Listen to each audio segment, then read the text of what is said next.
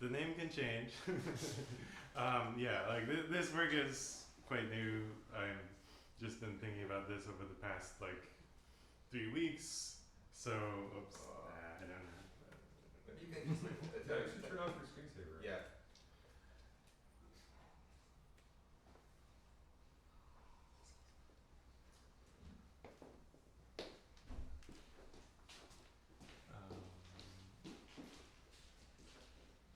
Display or something. I like to make hot corners and then. I don't know if it's working.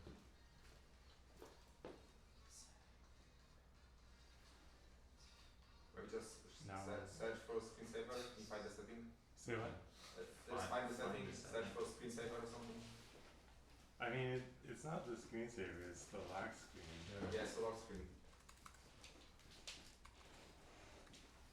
Yeah.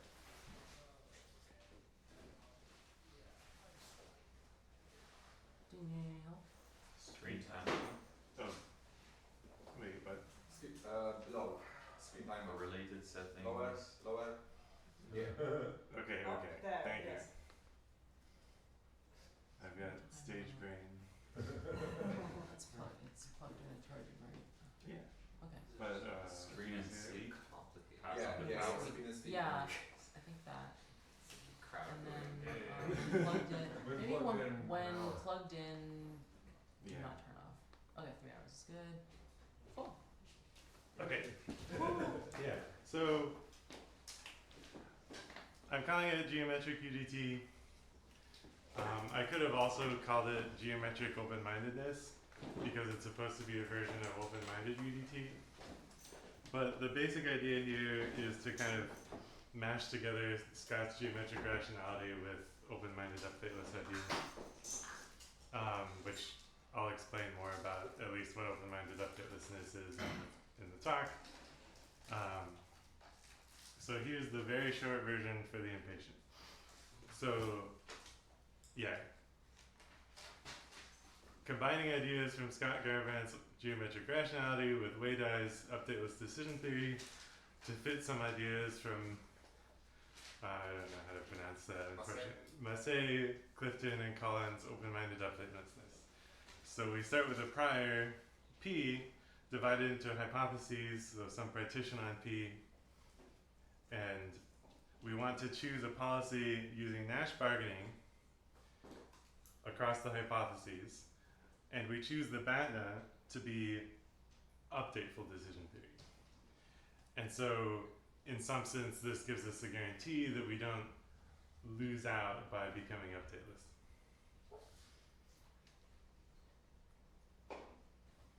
So, some motivation.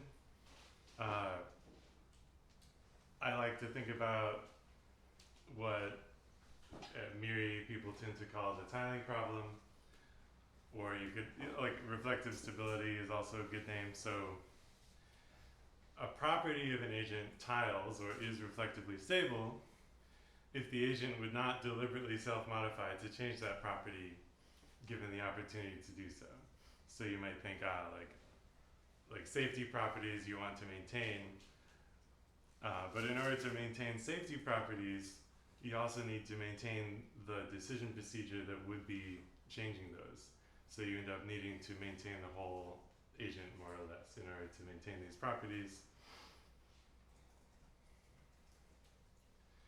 So example properties of that you might want to tile would be like the values or like the knowledge, like not that it should keep exactly the same beliefs over time, but that it shouldn't just deliberately delete knowledge that it has. That might seem concerning. The decision-making procedures, and then of course safety properties.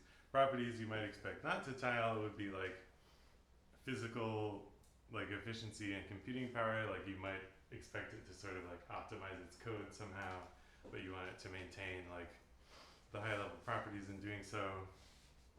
Or you might expect it to build out, like request more computers and make itself faster.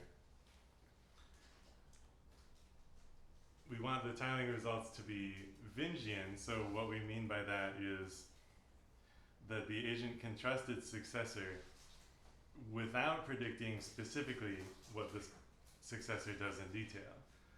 So if you trust your future self, but only because you've planned out exactly what you're going to do and you've reasoned out your own psychology in enough detail that you know that you'll keep with that plan, then this is kind of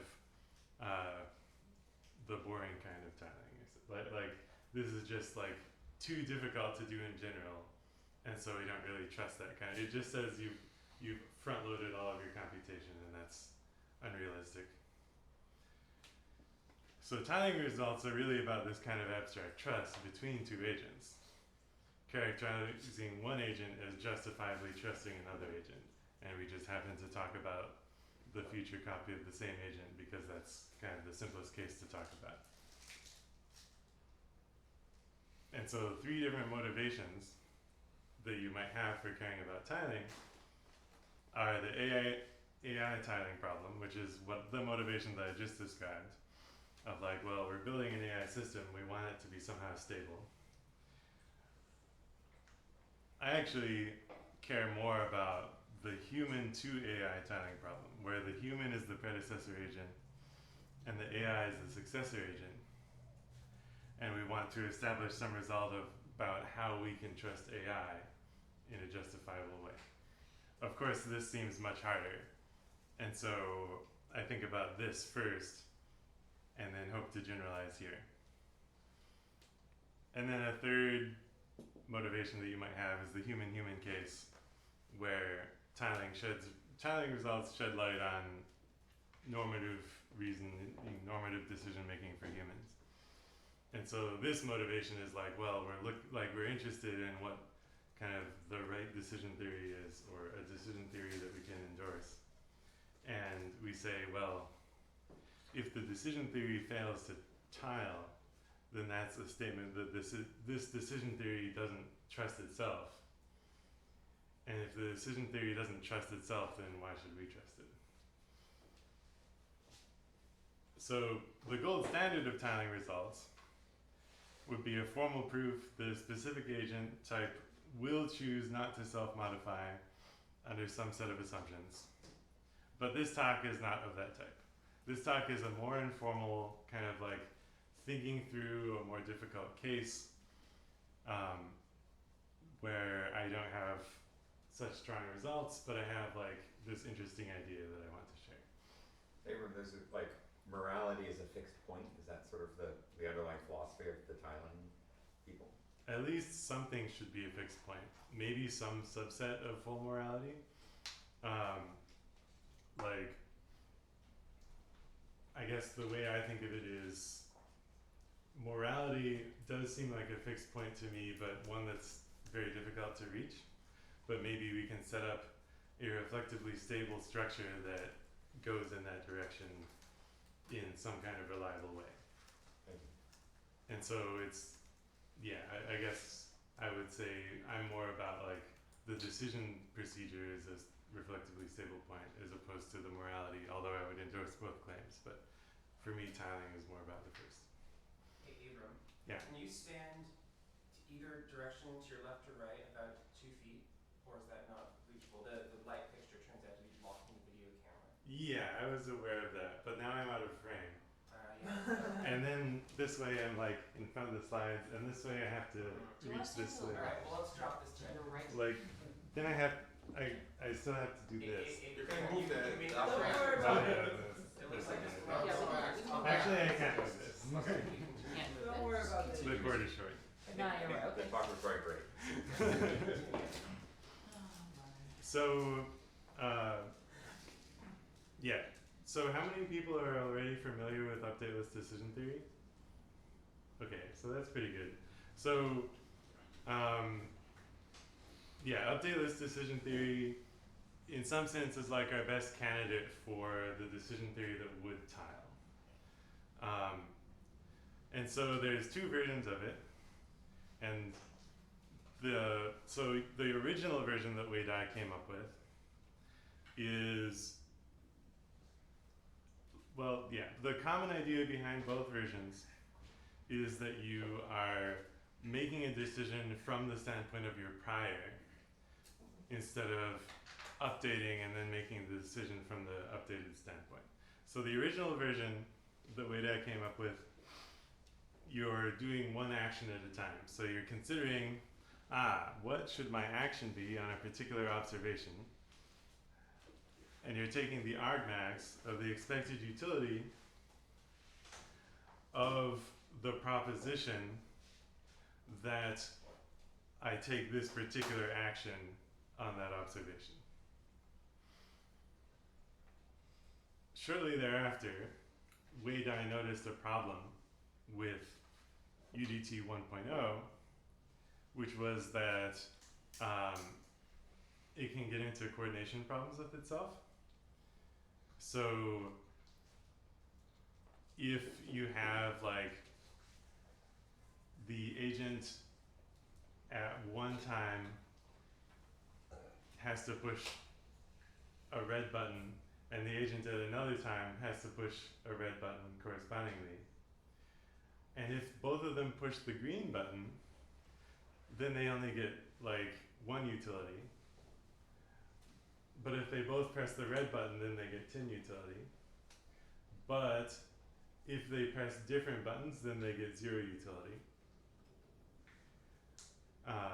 So they have to coordinate about which button they press, and pressing red is better than pressing green. Then UDT 1.0 can be stuck in this bad equilibrium with itself where it presses green, and the individual decision points can't switch to red because then they would get nothing. And so UDT 1.1 fixes this problem by optimizing the whole policy at once. However, yeah, I mean, this is sort of like a lot of Nash equilibria are probabilistic. yeah. Yeah, you could also have probabilistic equilibria here if you consider mixed actions. But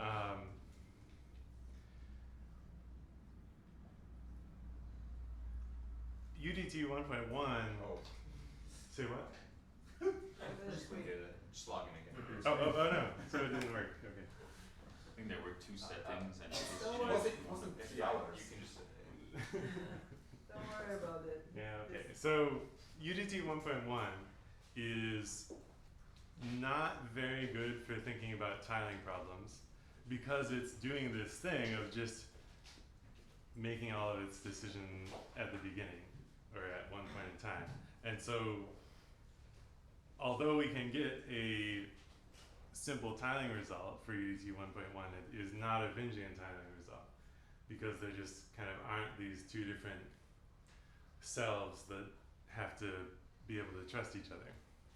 And so also you could say, well, UDT 1.1 is also in some sense philosophically unrealistic. Like, yeah, you can optimize the whole policy at once for simple cases, but if you're like considering decisions out into the future and you don't know how long that future is going to be, like you can't imagine, like, yeah, you can't imagine every single action that you're going to take. And so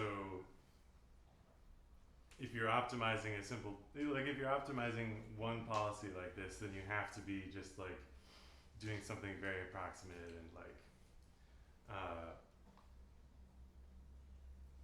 not really creating like that intelligent of an agent because it doesn't like adapt to the situation it finds itself in. So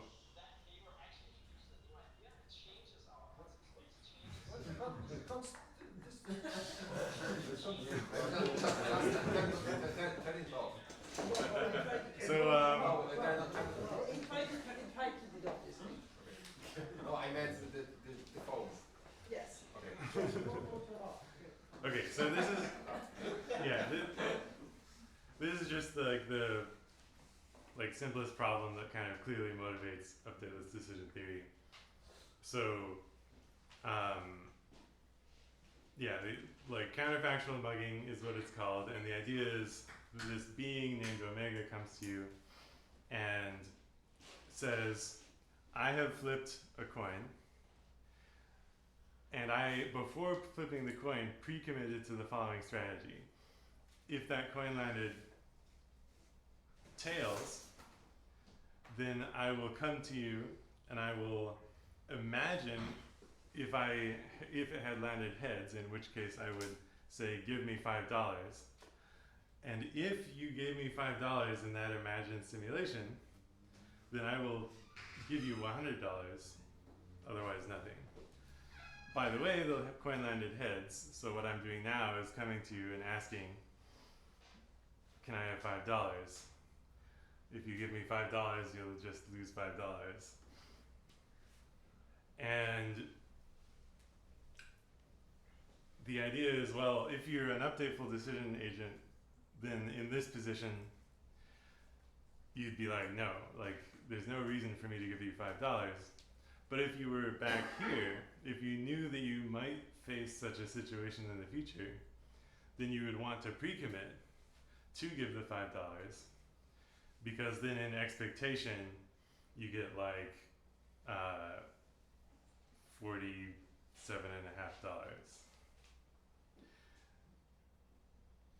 And so, yeah, updateless decision theory gets this problem right, or like at least it gets this problem the reflectively consistent solution.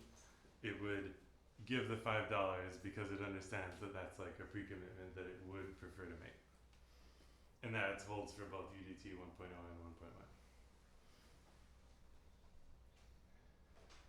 So, open-minded updatelessness is the idea that yes, we want to do updatelessness in some sense, but we don't want to have a fixed prior. Like, we don't want to sort of treat it in the obvious Bayesian way where the prior means these beliefs that you have at the beginning of time, or at the beginning of your lifetime, that is. So,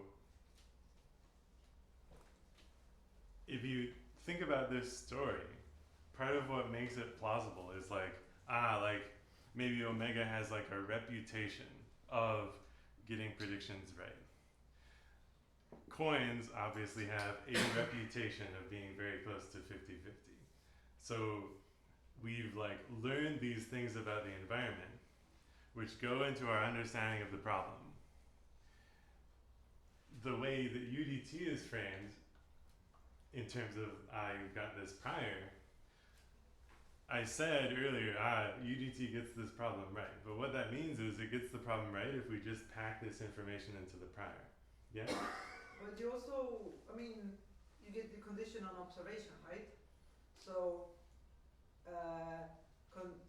condition on that when, at the time when Omega comes to me, I have already had these observations about Omega being trustworthy and coins being fair. So, you don't get to condition on observations. You condition on some representation of your action. Okay, But it does action, depend on yes, observations. yes, so the action depends on the observation. Yeah. So it could suggest, I mean, wouldn't it suggest to only go along with the counterfactual mugging, to have a policy that goes along with counterfactual mugging because the policy can respond to observation, when the policy have observed that this is sort of the way the world is. Maybe. Okay. But only if there are no sort of superseding considerations in other branches.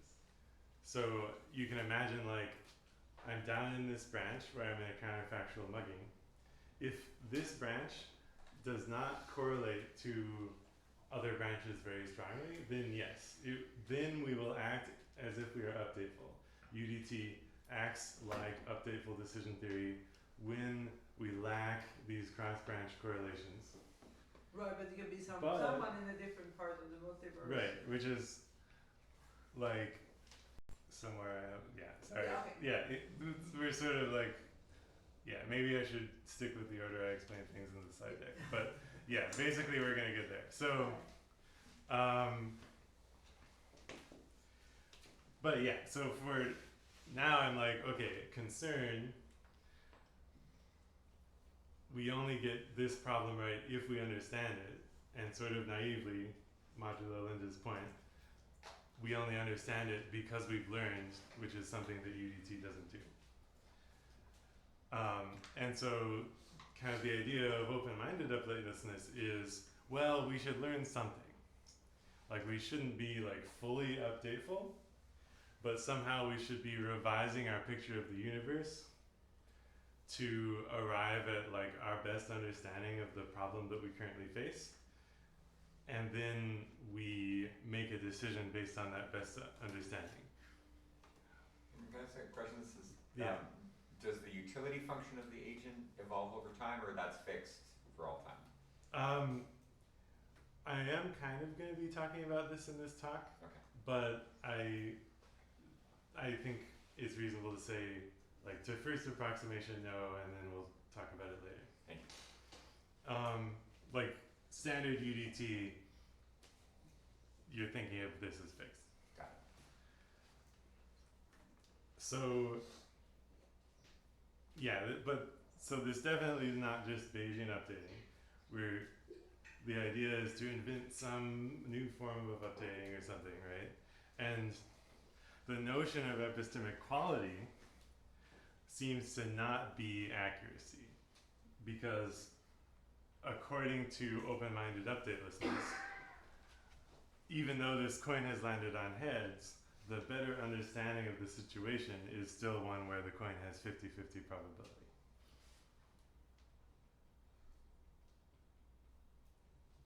So, yeah, I'm sort of spelling this out.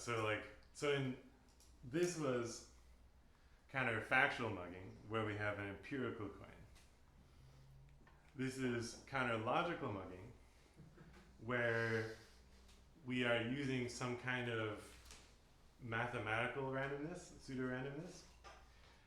And so, in this case, if we think long enough, we can actually just figure out what the setting of the coin is on our own. Omega doesn't have to tell us. But it might be that we initially we're like, well, I have no idea what this logical coin is. Omega has handed me some complicated mathematical statement. So I just have to give it 50-50 out of ignorance. I think a little bit longer, and I'm like, oh, this is actually a digit of pi, a decimal digit of pi. And so decimal digits of pi are distributed such that it's 10% that it would be this particular digit. And so now instead of 50-50, I'm giving it 90-10. And so then if I made the decision from this point, then I would accept different counterfactual muggings, because the payoff ratio between these branches has to be different. And then of course I can think long enough to just calculate what the digit of pi is, in which case then I'm just completely updateful. And so UDT would say something like, go here, and open-minded updatelessness would say something more like, well, you should go here. Well, I mean, couldn't UDT have a more complicated policy of like think about decisions, for example? Yeah, I think this kind of gets to Linda's point again. Okay. Like, so, yeah, hopefully my slides adequately address that. So, several motivations for open-minded updatelessness. The one that was mainly talked about in the original post was adding new hypotheses. So the concern was like, well, you have this prior, but it might not have all of the hypotheses that you want to think about. Real scientific process, we invent new hypotheses all the time, so maybe it's unrealistic to think you've packed all your hypotheses in the prior. My proposal in this talk, unfortunately, won't really address that motivation. Second one, which I've already kind of covered, is logical uncertainty, or you could call it computational uncertainty, this idea of, well, we can compute more things over time. Like, beliefs realistically need to be computed. Beliefs we can compute really fast are really bad, and furthermore finite. So we can't, like, think about arbitrarily many things, and it probably won't tile just because it will be stupid.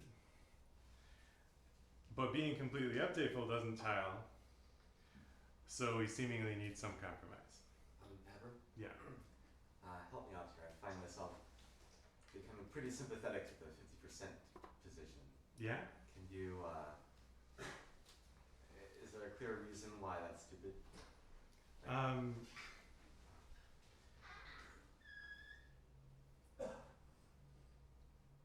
Like, Well, can you argue your sympathy? Wow. yeah, it's like, Thank you. well, clearly 100% is not good Mhm. because I do care about my counterlogical branches a bit. Yeah. So, you know, the fact that it's decimal digit of pi is just one particular factor of the computation on some spectrum. It's not a special property. If knowing the digit of pi, like knowing that it's 5, I think I still want to pay up because I have some sympathy for my counterlogical self. So that sympathy kind of extends to the state of knowledge where I know that it's a digit of pi, but I don't know which one. I still have some sympathy for the counterlogical where it's not a digit of pi, it's some other logical thing. Yeah. I think the best way is for me to proceed with the talk, Okay. and then I think I have somewhat stronger argument that Cool. you shouldn't go up to 50% later. So, which is going to be related to number 3 mainly, but yeah. Is there a sense in which like the fact that it's a digit of pi is like a special fact actually? Like it's like a natural point at which to So break? I would say frequentist probability theory. I'm like kind of this doesn't really come out in this proposal. My proposal doesn't have a lot to do with frequentism, but the way I think of it, like open minded updatelessness is kind of saying, well, we're looking for these sort of good descriptions of the world, and this goodness is not related to accuracy. It's related to something else. And I think a good intuition here is actually frequentism. That like the reason that the coin is 50% actually has to do with placing it in a family of happenings which has a frequency approaching 50%. And the reason that the digit of pi is 10% rather than 50% is because, again, we place it in this family that like has a long run record of 10%. So people who just feel hatred towards frequentism are probably not going to be compelled towards that, but that's where my intuitions lie. I advocate Bayesianism and frequentism together. Our forces combined. So yeah, the learning motivation is like, again, this idea of like, how do we place ourselves in this decision problem? When we describe a decision problem, we assume the beliefs are somewhat justified. Omega has a track record, the coin flip has a track record. The situation with a prior seems different. We need, in order to learn, we need a broad prior, since we don't know what the good hypothesis is going to be. But broad priors contain lots of nonsense. Broad priors aren't something we've developed because we reflectively endorse it. Broad priors are just, okay, we don't know what to do, so here's a bunch of stuff. And so UDT on a broad prior, presumably, does a bunch of nonsense. Because and this really gets towards Linda's point of like, okay, so we have this branch down which we have the evidence on which we could conclude, if we were updateful, that we are in a counterfactual mugging.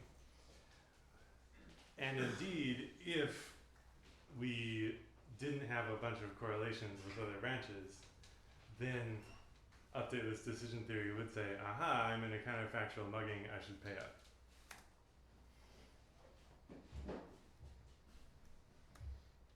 But because there's a bunch of nonsense in the prior,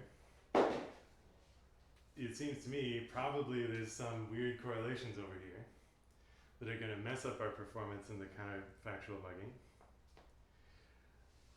And furthermore, because of the nature of a broad prior, that we specified a broad prior just because we don't know what's the case and we want to learn, I think we shouldn't think of all this nonsense as somehow like really true. Like, we shouldn't say, but Abram, UDT only fails to do the counterfactual mugging for good reasons. Like, it sees these correlations to some other world, and it says to you, I shouldn't do the counterfactual mugging because this concern over here. And then I, Abram, am saying, well, no, that concern is nonsense. Like, what are you telling me?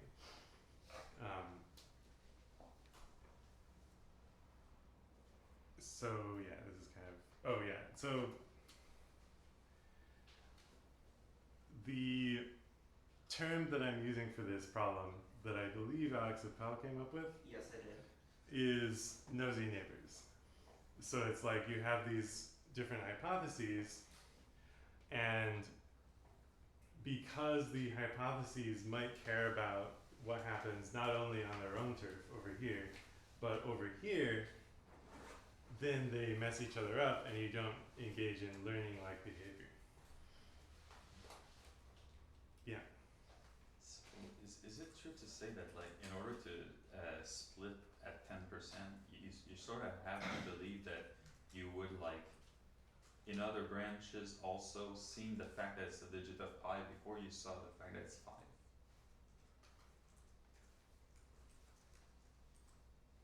Why? Well, These other branches being nosy neighbors, or are you thinking something else? No, these are the the straightforward counter-logicals. yeah, counterlogicals. I mean, they are a bit nosy because they do care about what you did because that's influencing that. But like in more like what you did doing your branch is influencing taking money from Omega. I don't know if that counts as nosy neighbor. If you think about Sorry, I'm not getting anything. if you think about the problem, but like you have like in your thought process a 50% chance of like seeing the number like on that type of problem, seeing the number directly, and on 50% chance of like seeing, oh, it's a digit of pi, therefore it's like 10% likely, and then figuring out that the number is 5, what the number is. Sorry, I think I just have stage brain, and I'm happy to talk about this after I get through the slides. For what it was, I think it shouldn't matter. So the problem that I use to make this concrete is the lizard world problem. So in the prior, say for the sake of example, we have 50% probability of Earth as it is, and 50% chance of lizard world. Yeah? What is lizard world? I'll explain. So lizard world is like a world full of lizard people, and lizard people just so happen to have a value system where anybody who would engage in updateless policies in other worlds, they will just kill. And anybody who would not engage in updateless policies in other worlds, they will reward greatly. So lizard world is imagining what you do on Earth. And if your policy is updateless, then on lizard world you get -100. If your policy is updateful, then you get +100. And then your rewards on Earth for the updateless versus updateful policies are only like 10 versus -10.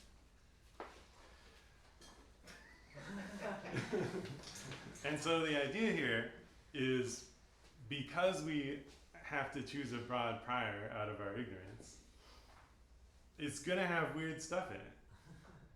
And it's going to have stuff as weird as lizard world, since it has stuff as weird as Earth. Earth is also pretty weird, right?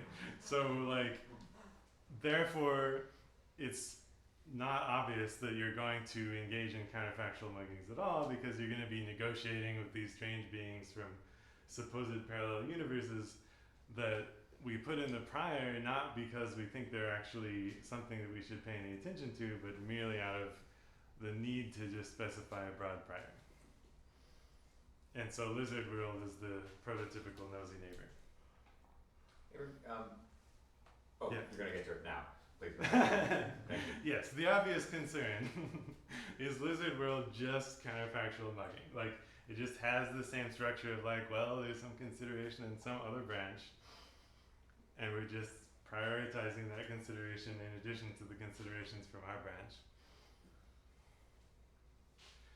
But to me, I'm like, well, we can easily imagine this scenario where we have reason to believe, like, yeah, currently we don't have reason to believe that we're in like a counterfactual mugging, but at least we can say, well, if we accumulated this evidence that Omega engages humans in these decision problems, and Omega is actually pretty good at predicting humans and reliable about keeping their word about the nature of the decision problems that they're posing, then we could see ourselves really kind of being in this situation and taking counterfactual mugging seriously.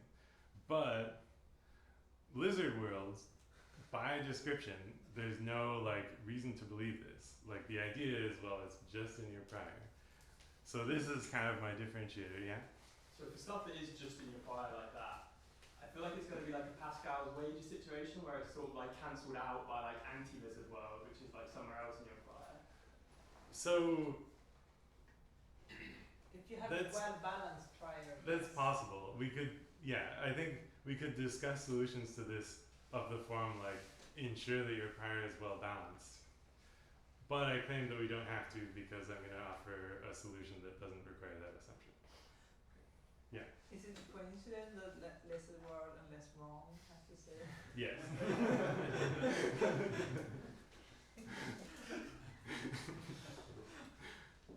So, counterfactual mugging is something.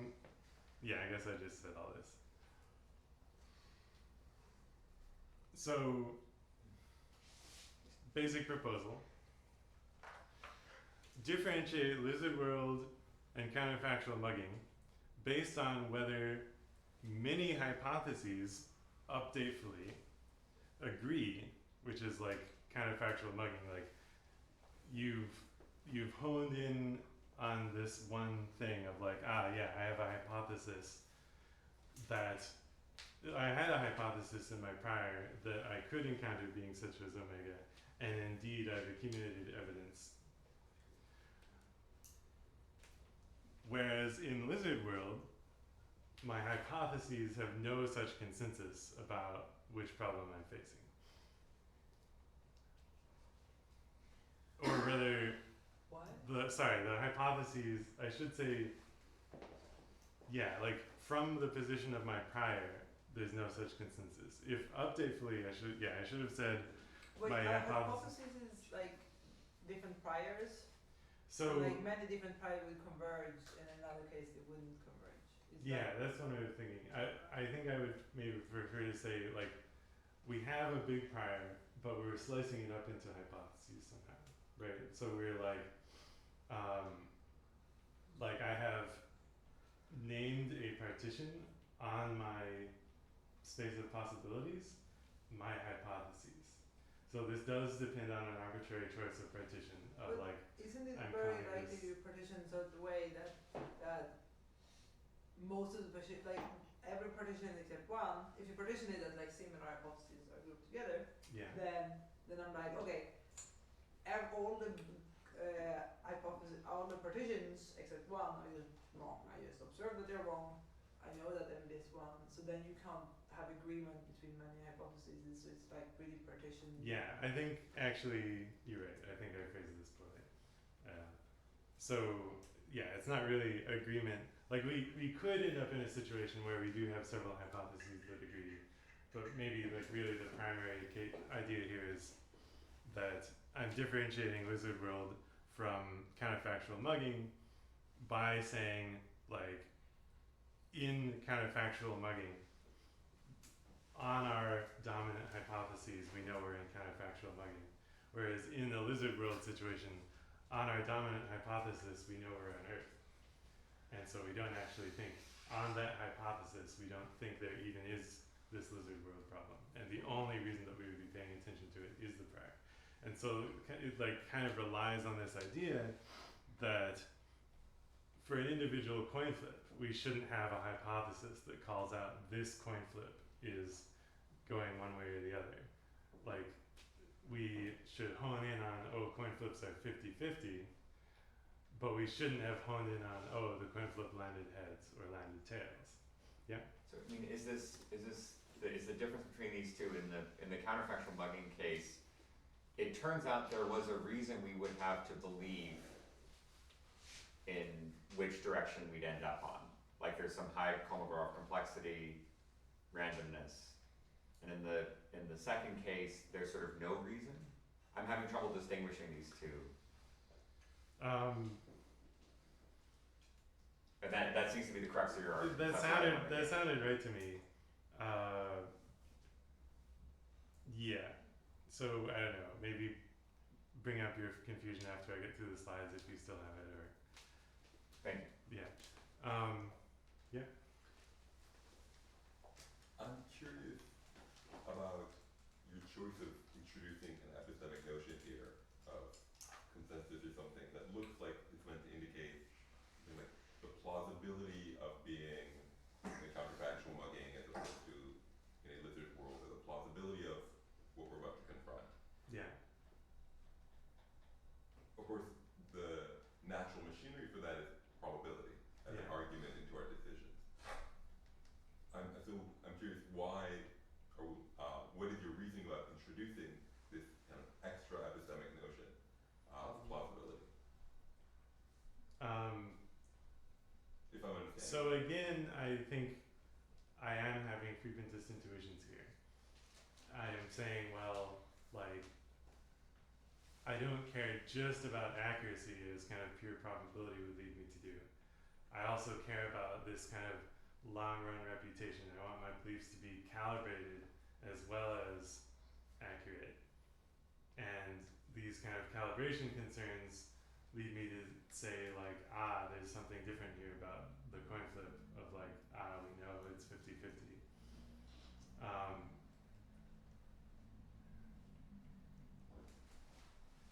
Yeah. Is that a raised hand, or? Sure. It might be a little early for my comment, but I'm gonna do it anyway now. Consider Frog World. Yeah. Frog World only has epsilon probability.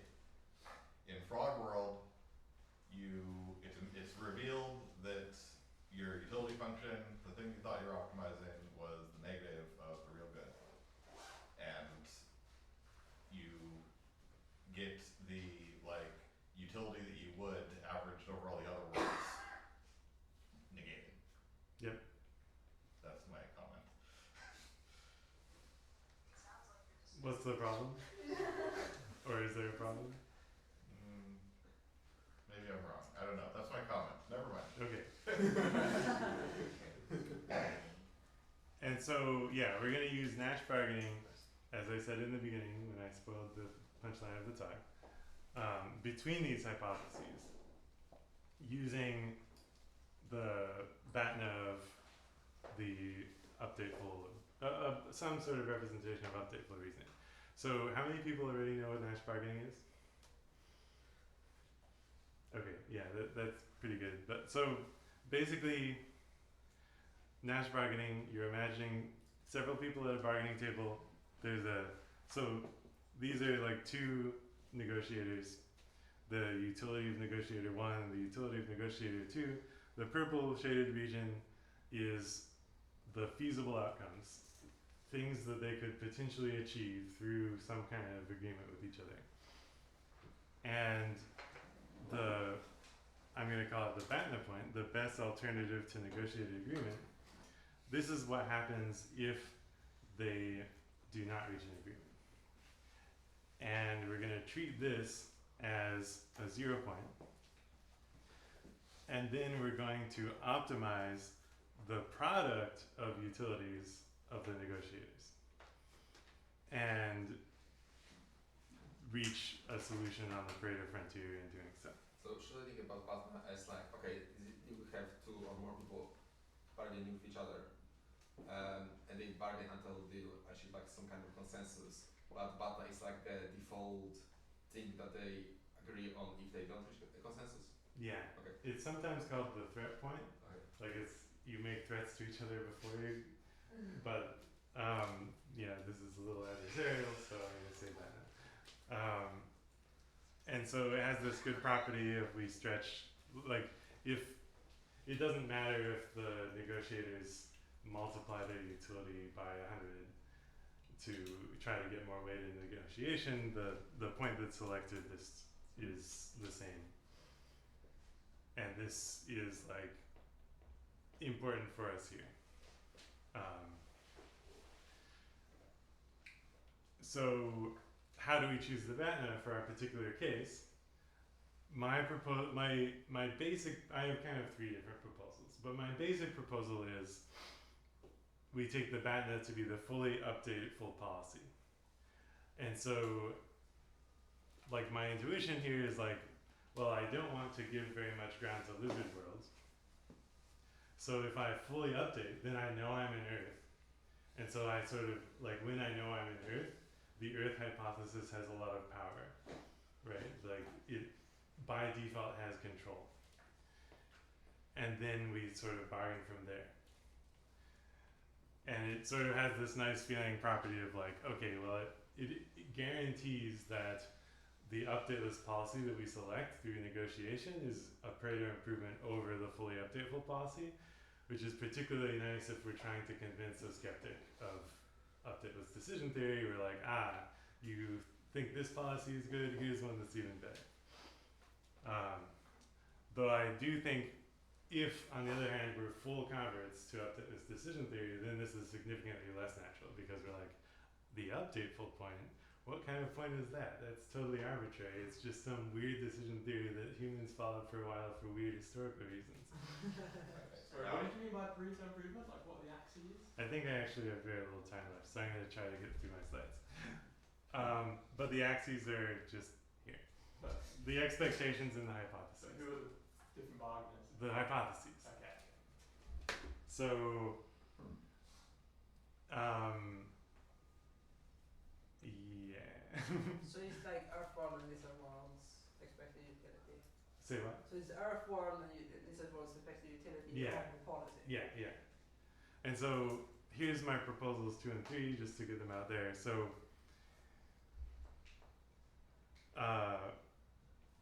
proposal 2 is I take my BATNA to be updateful only on this partition of the hypotheses.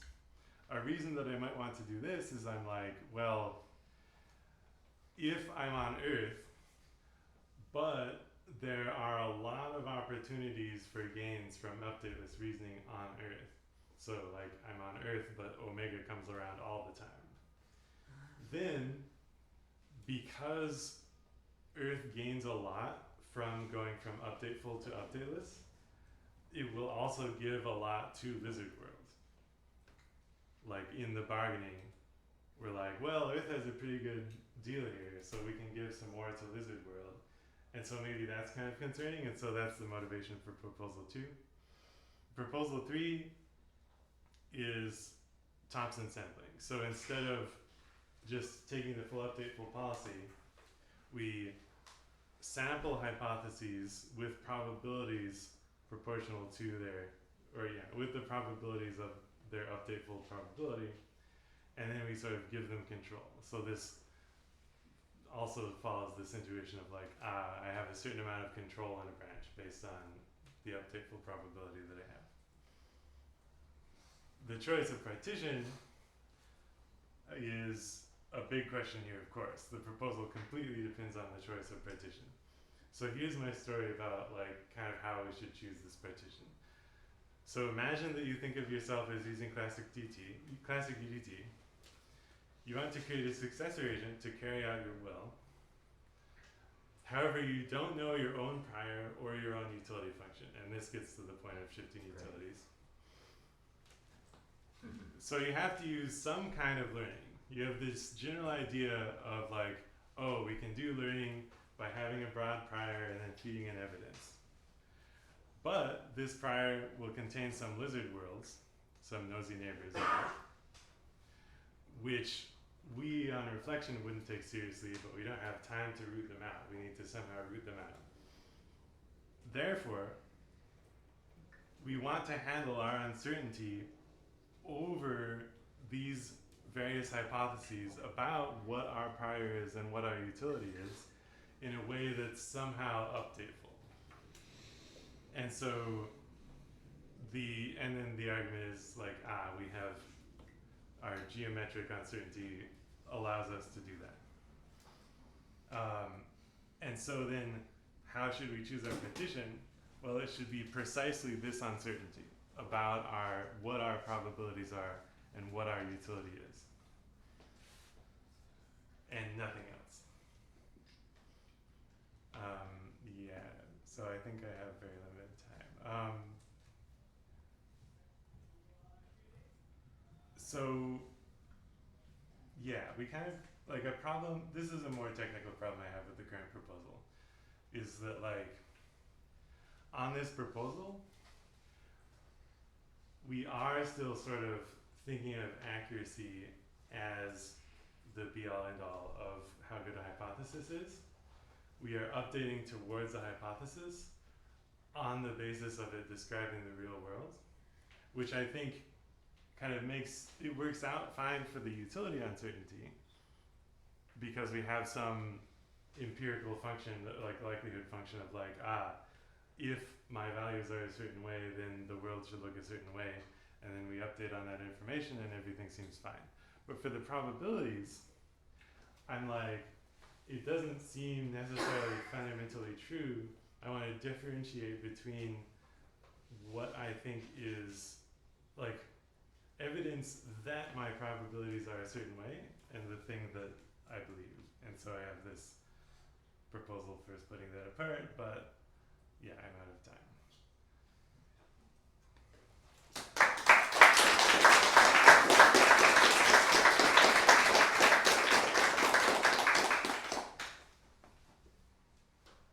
So yeah, I think you're encouraged to go find your place, but I'm happy to answer questions for Please show the slides.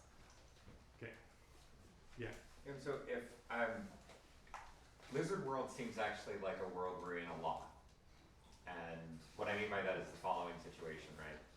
I encounter you on the street, and you ask me for $5 because you need it, right? A lot of times, I might imagine encountering you on the street and I need money. And you're like, dude, I'm not giving you any money because if I needed money, you wouldn't give it to me. That seems like Lizard World. Why does that seem like Wizard World? Well, so, if we end up in a branch, if we end up on the right branch, that's the situation where I need money. And you're looking at me and you're like, you know what? Like, yeah, I actually in this world, I happen to have a lot of money. Mm-hmm. But I imagine if it was the other world, and I really needed it, you wouldn't even give me $5. Mm-hmm. So get out of my face. That seems like a world we're often in. We're often judging how somebody would have treated us if the world were differently and making decisions on that basis.